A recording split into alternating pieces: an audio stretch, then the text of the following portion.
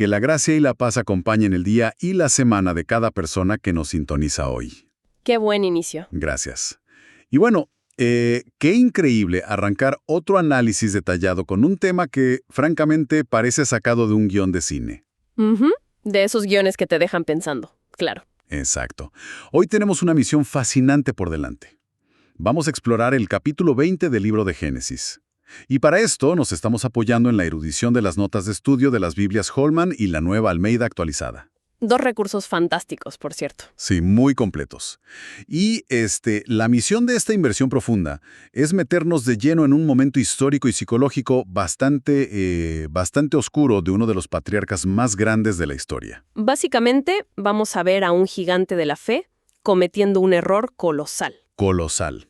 Y lo peor de todo, es un error repetido. Sí. Y mientras tanto, un rey extranjero, alguien de quien no se esperaba nada moralmente hablando, termina dándonos a todos una clase magistral de integridad. Es una de esas historias que rompe el molde por completo de los buenos y los malos. Totalmente. Y creo que esa es la belleza de examinar estos textos antiguos con lupa.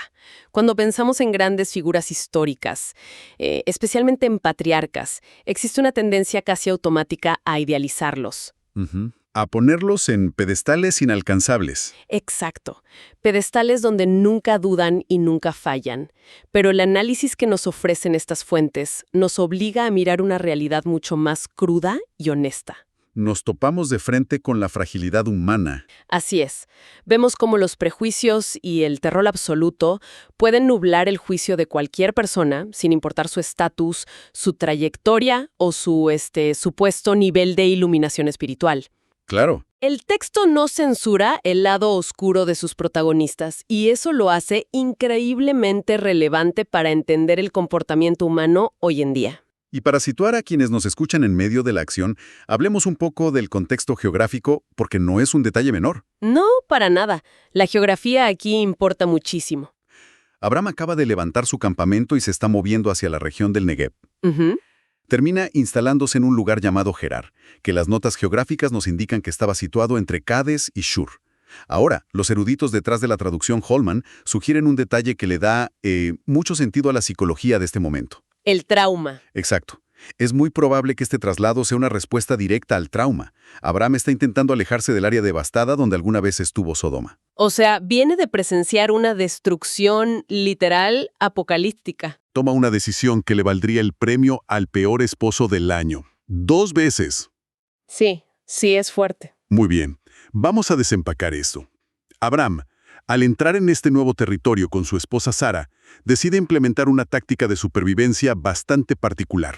Le dice a todo mundo Que Sara es su hermana. Así, sin más. Y cualquiera que haya prestado un mínimo de atención a la historia de este personaje, inmediatamente sentirá un golpe de déjà vu. Totalmente. Porque el texto original es muy claro en su estructura narrativa, y los análisis nos recuerdan que esta no es la primera vez. No. En el capítulo 12, Abraham hizo exactamente la misma jugada en Egipto frente al faraón. Y esto abre un debate psicológico tremendo sobre por qué los seres humanos tropezamos con la misma piedra. Es esa tendencia casi patológica a recaer en viejas estrategias impulsadas por el miedo. Exactamente. Abraham está en un terreno desconocido, probablemente traumatizado por lo que vio en Sodoma, y en lugar de aferrarse a la protección que se le había prometido, su cerebro entra en modo de supervivencia básica. Entra en pánico Y desempolva el mismo truco que casi causó una catástrofe internacional años antes. Es un mecanismo de defensa que, paradójicamente, pone a todos en un peligro mortal. Pero a ver, quiero hacer de abogado del diablo por un segundo. A ver.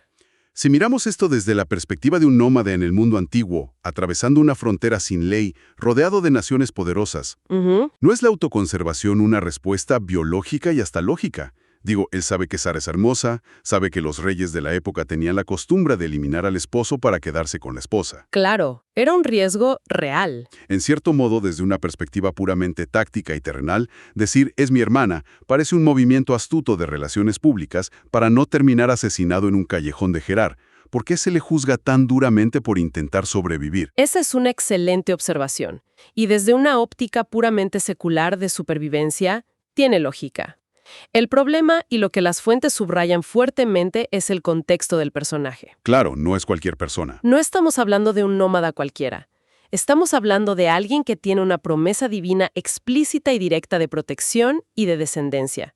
El juicio no recae sobre su instinto de conservación, sino sobre su amnesia espiritual. ¡Wow! Amnesia espiritual. Al recurrir a esta táctica, Abraham está demostrando que en el momento de presión máxima, su miedo al entorno es mayor que su confianza en la promesa. Y el resultado de esa astucia táctica es inmediato y desastroso. Inmediato. Al presentarla como su hermana, básicamente le está poniendo un cartel de disponible para matrimonio. Y el rey muerde el anzuelo. Claro. El rey de Gerar manda a buscar a Sara y se la lleva a su harén. Y aquí hay un apunte fascinante de la nueva Almeida actualizada sobre este rey. Su nombre es Abimelec. Así es. Y la erudición nos dice que Abimelec significa literalmente «mi padre es rey». Es muy probable que esto no fuera su nombre de pila, sino un título dinástico. Como decir faraón. Algo muy similar a lo que significaba la palabra faraón en Egipto. Exacto. Era la forma de referirse al soberano de los filisteos en esa región. Pero más allá de su título, lo crucial aquí es la magnitud del desastre que se acaba de desatar. Esto no es solo un conflicto matrimonial o un secuestro local. Las acciones de Abimelec, aunque él no lo sabe, ponen en jaque mate todo el tejido del relato. Claro, porque la promesa de descendencia está sobre la mesa. Exacto. Dios le había asegurado a Abraham que Sara iba a dar a luz un hijo, a Isaac. Y aquí está el núcleo del problema. Si Sara entra al harén de Abimelec y consume esa relación, la pureza de esa línea de descendencia se destruye. La paternidad de Isaac quedaría en una duda histórica insalvable. Totalmente.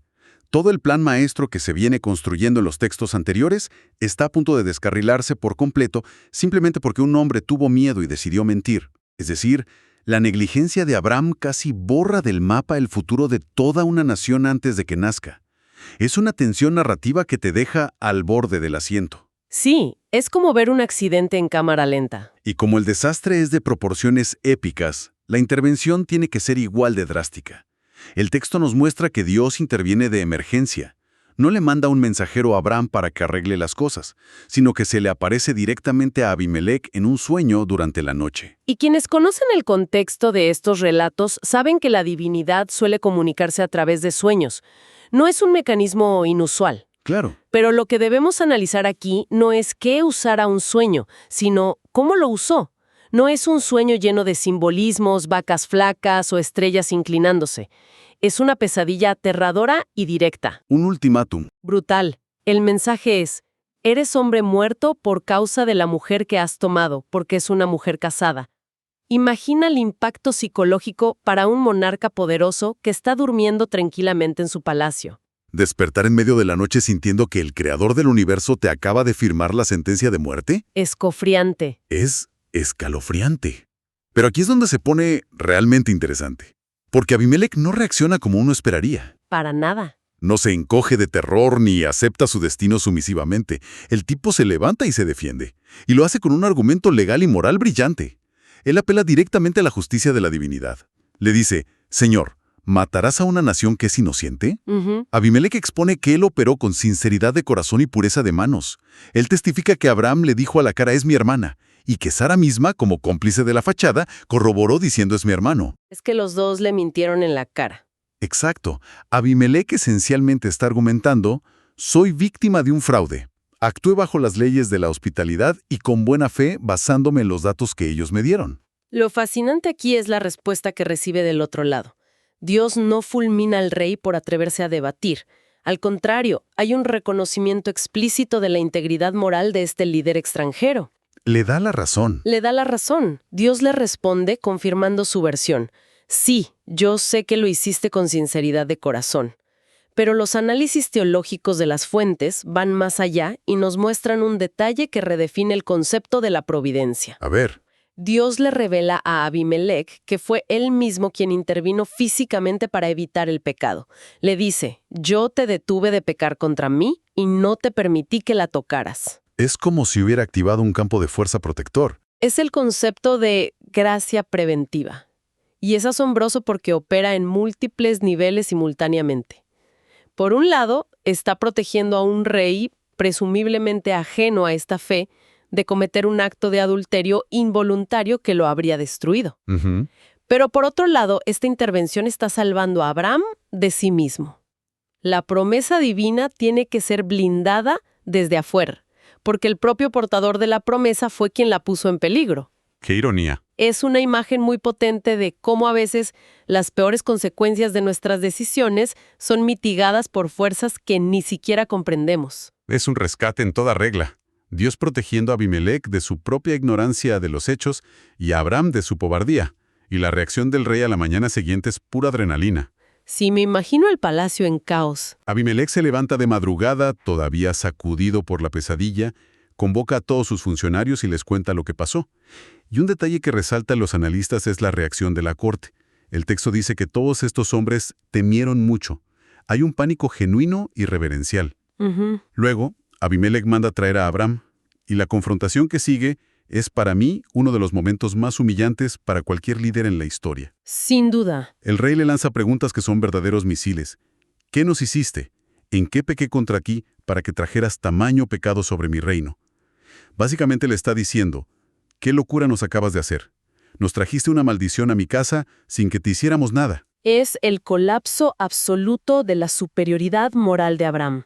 Tienes al supuesto líder espiritual siendo reprendido con toda la razón del mundo por un rey terrenal. Y cuando analizamos la defensa de Abraham, las excusas que da, es cuando vemos la verdadera anatomía del autoengaño. Las fuentes desgranan dos justificaciones principales de Abraham.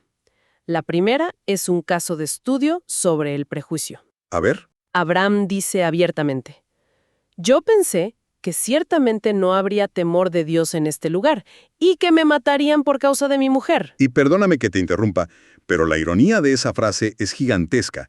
Él asume que como son extranjeros, como son de otra cultura, automáticamente son salvajes sin escrúpulos. Exacto. Aquí no hay temor de Dios, dice, cuando literalmente hace un par de horas, el rey y todos sus ministros estaban temblando de miedo reverencial por la advertencia divina. El rey pagano demostró tener un temor de Dios infinitamente superior al del patriarca que mintió para salvar su pellejo. Es brutal. Es una lección brutal sobre lo tóxico que es asumir la superioridad moral basada en nuestras propias etiquetas y prejuicios. Exactamente. Es la arrogancia del que se siente poseedor exclusivo de la verdad, juzgando a una cultura entera desde la ignorancia. Y la segunda excusa de Abraham es, si cabe, más problemática. Uy, sí. Cuando el argumento del prejuicio no convence, saca a relucir su estrategia de relaciones públicas.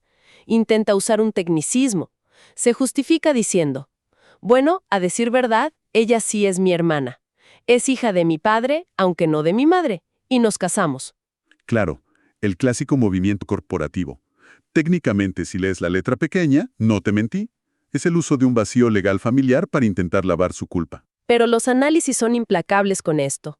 Una verdad a medias construida, diseñada y utilizada deliberadamente para desviar la atención y ocultar la información relevante. Sigue siendo mentira. Es, a todos los efectos prácticos y morales, una mentira. Es un fraude. Abraham sabía perfectamente bien qué entendía la cultura de la época cuando un hombre presentaba a una mujer como su hermana. ¿Qué significaba? Significaba que estaba soltera, que estaba bajo la protección de su hermano y que estaba disponible para negociar un matrimonio. Él manipuló la semántica para salvar su vida sin importarle que al hacerlo estaba entregando a su esposa. El tecnicismo no borra la intención perversa del corazón. Qué fuerte es darse cuenta de que las justificaciones que usamos hoy en día, esas verdades a medias en el trabajo o en las relaciones, son trucos tan antiguos como la humanidad misma. Ahora, mientras la historia avanza hacia su resolución, hay un hito histórico que se marca en este texto. Las fuentes señalan algo respecto a cómo Dios se refiere a Abraham en ese sueño con Abimelec, un título que cambia las reglas del juego. Es un detalle teológico enorme. En este capítulo, en este preciso intercambio, es la primera vez en todos los escritos bíblicos que aparece explícitamente el título de profeta. ¡Wow! La primera vez. La primera vez. Dios le da una instrucción a Abimelec. Devuelve la mujer a su marido porque él es profeta y orará por ti y vivirás. Si conectamos esto con el panorama general de los textos antiguos, nos obliga a desaprender lo que creíamos saber sobre esa palabra. Claro, porque uno piensa en predicciones. Exacto. En nuestra cultura moderna, cuando escuchamos profeta, inmediatamente imaginamos a un adivino, alguien que predice el futuro con una bola de cristal. Pero la erudición nos muestra que la función primordial del profeta, en su contexto original, es la intercesión. Un profeta es un mediador. Es alguien que tiene una relación tan directa con la divinidad que puede pararse en la brecha por otros. Ya habíamos visto a Abraham hacer esto capítulos atrás, debatiendo para salvar a Lot en Sodoma. Y aquí, su rol profético no es anunciar el apocalipsis, sino que se requiere que use esa posición para orar por la vida y la sanidad del rey Abimelec. Y la forma en que Abimelec resuelve el conflicto es otro golpe al ego del patriarca. El rey no solo devuelve a Sara inmediatamente, sin tocarla, sino que despliega una restitución económica que te deja sin palabras. Es impresionante. El texto enumera que le entrega ovejas, vacas, siervos y siervas. Y para coronar, le dice a Sara que le ha dado a su hermano 1000 monedas de plata. Y por favor, notemos el sarcasmo nivel experto del rey al usar la palabra hermano en ese momento. Un toque muy sutil. Muy sutil. Pero 1000 monedas de plata en el mundo antiguo, estamos hablando de una pequeña fortuna, ¿no? Una fortuna inmensa. Y los análisis culturales de las fuentes explican el propósito de este pago. No es solo un regalo de despedida, es una compensación pública y legal. Es lo que en el derecho antiguo serviría para cubrir los ojos de quienes presenciaron el evento. Para limpiar su nombre. Todo este dinero y las acciones visibles del rey tienen un objetivo claro: vindicar a Sara ante la sociedad. Abimelec está declarando a los 4 vientos: esta mujer es honorable, nada inapropiado ocurrió en mi palacio y su reputación está intacta. Es un contraste brutal. Y esto subraya el enorme contraste narrativo del relato. Tienes frente a frente la transparencia, la generosidad y la integridad impecable de un rey al que Abraham consideraba un bárbaro sin temor de Dios. Y por el otro lado, tienes el engaño, la manipulación y la cobardía del patriarca. Es un recordatorio fascinante de que la rectitud moral a menudo se encuentra en los lugares y en las personas de las que menos lo esperamos, desafiando todas nuestras presuposiciones religiosas o culturales. Totalmente. Es un choque de realidades que nos desarma. Finalmente, la historia cierra el círculo con la curación. Tal como se había indicado, Abraham tiene que ejercer su rol. Ora a Dios y la respuesta no se hace esperar. Así es. Dios sana a Abimelec, y no solo a él, sino a su mujer y a todas sus siervas. Porque el texto nos revela un detalle médico, por así decirlo. A causa del incidente con Sara, Dios había cerrado todos los vientres de la casa de Abimelec. Les había provocado una infertilidad repentina y total. Entonces, ¿qué significa todo esto? ¿Por qué los autores deciden terminar un relato sobre mentiras y diplomacia con un milagro tan específico relacionado con la fertilidad? Piénsalo bien, porque esto no es una casualidad narrativa. Desde un punto de vista literario y teológico, es la alfombra roja perfecta para lo que viene a continuación. A ver. Al mostrarnos a la divinidad interviniendo directamente para curar una esterilidad absoluta en toda la casa real de Gerar, el texto está haciendo una declaración de poder. Está estableciendo sin lugar a dudas que Dios tiene el control absoluto y soberano sobre el cuerpo humano y sobre la fertilidad. Claro. Prepara el escenario. Abrir a voluntad los vientres de decenas de mujeres en la corte de Abimelec, entonces definitivamente tiene el poder para cumplir una promesa que parece médicamente imposible. El nacimiento de Isaac. Exacto. Está preparando nuestra mente para el clímax que ocurre justo en el siguiente capítulo, en el 21, que es el nacimiento de Isaac de una mujer anciana y estéril. Este milagro en territorio extranjero es la prueba de fuego de que la promesa de descendencia se va a cumplir, no gracias a las estrategias humanas de Abraham, sino gracias al poder incontestable de quien hizo la promesa. Es como si el texto nos dijera: miren de lo que es capaz. Todo encaja de una manera brillante cuando nos tomamos el tiempo de mirar bajo la superficie. Y para quienes nos escuchan hoy, sin importar cuál sea su trasfondo, creo que esta exploración nos deja lecciones brutalmente prácticas. Sin duda. Primero, es una advertencia gigantesca sobre el peligro de nuestras propias cámaras de eco. Abraham asumió que aquellos que no compartían su cultura carecían de moralidad, y por ese prejuicio arrogante, casi provoca la ruina de todos. Ujú.